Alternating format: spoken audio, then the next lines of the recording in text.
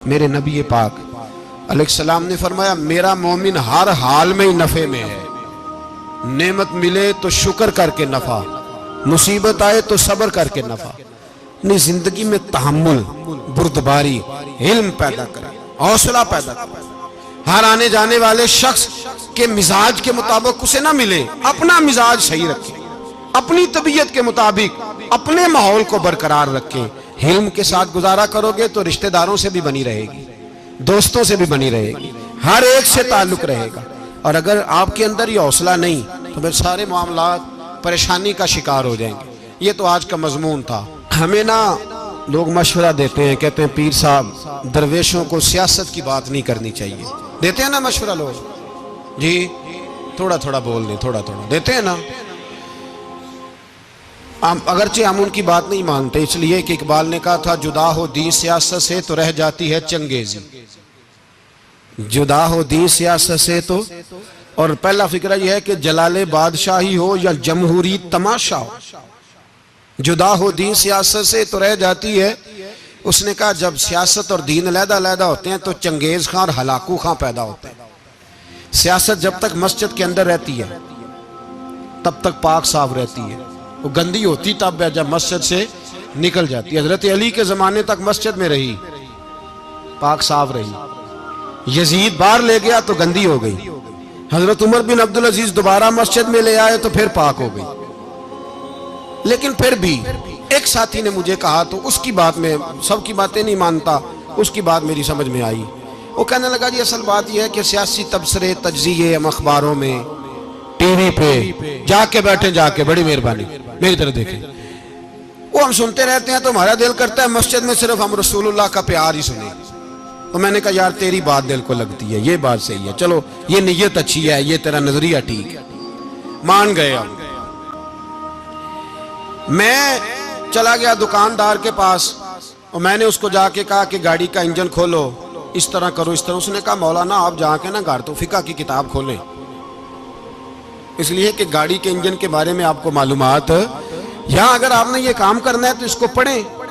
کسی استاد کے پاس ورکشاپ پہ آئیں، آپ کے ہاتھوں کو، منہ کو، چہرے کو مٹی لگے، دھواں لگے، گریس لگے، پھر آپ کو پتہ چلے گا انجن کیسے کھلتا ہے. صحیح کہہ رہا ہوں؟ نہیں صحیح کہہ رہا؟ دھواں گلنا تو یہاں کر چڑی جائے. صحیح کہہ رہا ہوں جی؟ اگر مولوی کو اجازت نہیں سیاست کی بات کرنے کی، اور مولوی کو اجازت نہیں کہ انجن کی بات کرے، تو سیاستدان کو اجازت ہے دین کی بات کرنے کی. یہاں تو وہ آئے نا مدرسے میں پڑھے، پورا دین حاصل کرے، پھر وہ بولے تو پھر تو ٹھیک ہو گیا. لیکن جب اسے سورۃ اخلاص بھی سیدھی نہیں آتی تو فتوے دینے کی اس کو ضرورت ہے کوئی؟ بولے نا یار کیوں چھیڑتے ہیں سیاست؟ ہم نا پچھلے جمعے جلوس نکالنا چاہ رہے تھے ختم نبوت کی ترمیم کے حوالے سے. حکومت وقت نے کہا کہ ہم واپس لیتے ہیں، تو میرے بہت سارے دوستوں نے کہا جی نکالنا چاہیے. انہوں نے کیا کیوں؟ میں نے کہا یار لوگوں کو بھی پریشان نہیں کرنا چاہتے، ہماری اپنی سڑکیں ہیں، کسی کو بس ٹھیک ہے. انہوں نے واپس لے لی تو بات ختم ہو گئی، ہم مان گئے، تسلیم کر لیا. اتنا ہمارا مطالبہ ہے کہ اس آدمی کو ضرور سزا دو جس نے یہ ترمیم کی ہے. لیکن ہم نہیں کرتے، کوئی نہیں نکلے، نہیں نہ نکلے بولے. تو وزیر قانون صاحب کو کیا مصیبت بنی ہوئی ہے نیا فتویٰ دینے کی؟ کہ ہے کوئی شوق انہیں دینا چاہیے فتویٰ؟ کہتے نہیں نہیں مرضیوں میں ہمارے درمیان تھوڑا ہی فرق ہے.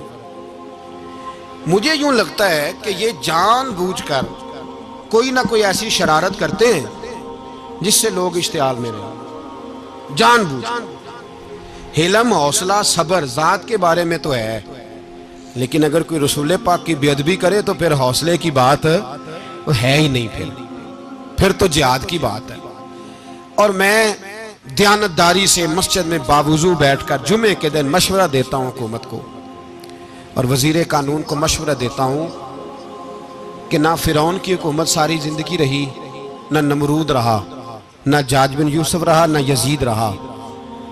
اور یار درباری بن کے حکمرانوں کی چاپلوسی کرتے کرتے تم یہاں تک آ گئے ہو کہ اب نبی پاک کی عزت کو ہاتھ ڈالنا شروع کر دیا ہے. اور آپ یقین کریں سیاسی جماعتوں کا اتنا برا حال ہے کہ ان کے لیڈر کے بارے میں کوئی بات کرے تو پاگل ہو جاتے ہیں یہ احتجاج کر کر کے. اور اس نے ڈائریکٹ کہہ دیا کہ ختم نبوت کا مسئلہ ہی کوئی نہیں، جو دین کی بنیاد ہے، کسی کو پرواہ نہیں. مجھے تو ان لوگوں کی فکر ہو رہی ہے جن لوگوں نے انہیں ووٹ دیے ہیں، وہ اللہ کو کیا جواب دیں گے. اور یہ اللہ ماشاءاللہ ساری سیاسی جماعتیں اس طرح کی. اور میرا وزیر قانون صاحب کو بھی مشورہ ہے کہ زندگی بڑی تھوڑی ہے، بڑی تھوڑی. اللہ سب کو معاف کرتا ہے، اپنے رسول کے غداروں کو معاف نہیں کرتا. اور یہاں تمہاری گاڑیوں پہ جھنڈے لگے ہوئے ہیں، وہاں بھی تمہارے جھنڈے لگیں گے، پر اس لیے لگیں گے کہ یہ غدار ہے ناموس رسالت کے. یہ جھنڈے لگیں گے. شرم کرو اور ڈر جاؤ، بس کر دو. تمہارے منہ میں اب دانت پورے نہیں رہے. کوئی شوگر کا مریض ہے تو کوئی بلڈ پریشر کا، تو کوئی ہارٹ کا، تو کوئی کینسر کا. شرم کرو اور اپنی قبر کی بھی تھوڑی سی فکر کرو. بتاؤ پاکستان کے کتنے صدر گزرے، وزیر اعظم گزرے، تو ان کی قبریں کہاں ہیں؟ کوئی جاتا ہے ان کی قبروں پہ؟ کسی کو خبر ہے؟ کیوں اپنے لیے جہنم کٹھی کرتے؟ سارا کچھ دنیا داری رہ گئی ہے، سارا کچھ صرف یہی رہ گیا. حضرت ابو بکر سردار تھے، حضرت عمر سردار تھے قبیلے، حضرت عثمان سردار تھے. انہوں نے سرداریوں کو ٹھوکر مار کے رسول اللہ کے قدموں میں بیٹھنا پسند کی. سرداریاں چھوڑ کے غلام بن گئے. تم سرداریاں بچانے کے لیے رسول اللہ کی غداری کرتے ہو، شرم نہیں آتی؟ اور قوم شکوہ ہے مجھے ان لوگوں سے جو مولوی تو کہہ دیتے ہیں تو سیاست نکار، اور کسی سیاستدان کو منع نہیں کرتے کہ جب تجھے سورت فاتحہ بھی نہیں آتی تو تجھے کس نے اجازت دیا اتنی بڑی بات؟ اور میں نے پچھلے سے پچھلے جمعے بھی کہا تھا، پھر کہتا ہوں اور آن دی ریکارڈ کہتا ہوں، مرزائی کل بھی کافر تھے، آج بھی کافر، اور قیامت تک. اور جو ان کے کفر میں شک کرے وہ بھی، اور پکا بے ایمان ہے، کافر ہے. وہ وزیر قانون ہو یا صوبائی ہو یا وفاقی ہو، من شک فی کفر ہی فقط کفر. جو مرزائی کے کفر میں شک کرے وہ بھی کافر ہے. ہمارے رسول آخری رسول ہے. ہم کسی کو یہ اجازت نہیں دیں گے کہ وہ ختم نبوت میں رکھڑا ڈالنے کی کوشش کرے. ہم کسی کو یہ اجازت ہے. اور تم نے قوم کو لوٹا، لوٹتے رہو. اب ایمان پہ ڈاکے تو نہ ڈالو. تمہیں دولت لوٹ کے پیٹ نہیں بھرا، اب ایمان لوٹنا شروع کر لیا. تمہارا فیکٹریاں لوٹ کر، قومی خزانہ لوٹ کر پیٹ نہیں بھرا. بھائی مانو اب دین بیچ کر اپنی حکومتیں پکی کرو گے.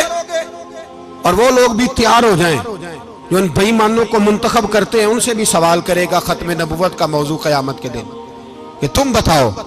ان کو سپورٹ کرتے تھے جو رسول اللہ صلی اللہ علیہ وسلم کے بعد بھی کسی نبی کو نبی ماننا درست جانتے تھے. شرم آنی چاہیے، خیال ہونا چاہیے. اور میں نے کہا کہ ہمارا دل نہیں چاہتا، آپ یقین کریں.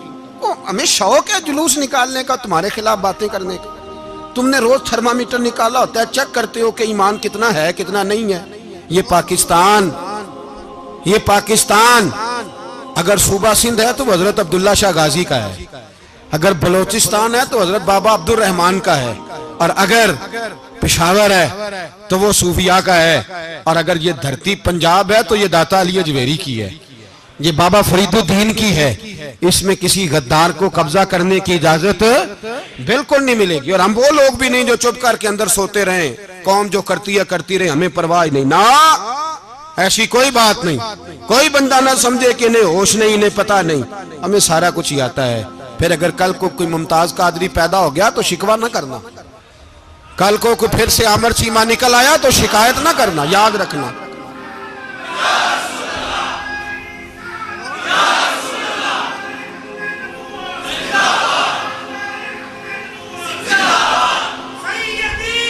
تو میرے بھائی کھول کے بولے یا نبی رسول کے صلی اللہ علیہ وسلم. تو یہ مشورہ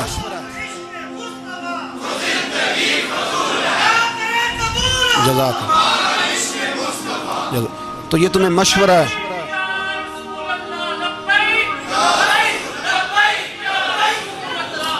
میری بات سنیں، یاد رکھیں.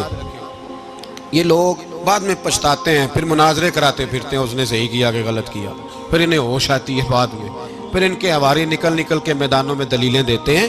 اس لیے ہمارا مشورہ ہے انہیں کہ یہ اپنی حد میں رہیں اور جو کام تمہارے ذمہ، میں نے کہا نا تم نے بڑا لوٹا، یہ قوم روز تمہیں موقع دیتی ہے لوٹنے کا، یہ موقع دیتی ہے، تو تم نے دولت لوٹ کے پیٹ نہیں بھرے، اب ایمان لوٹنے کے چکر میں آ گئے ہو۔ یاد رکھو مسلمان گناہگار ہیں، غدار نہیں ہیں۔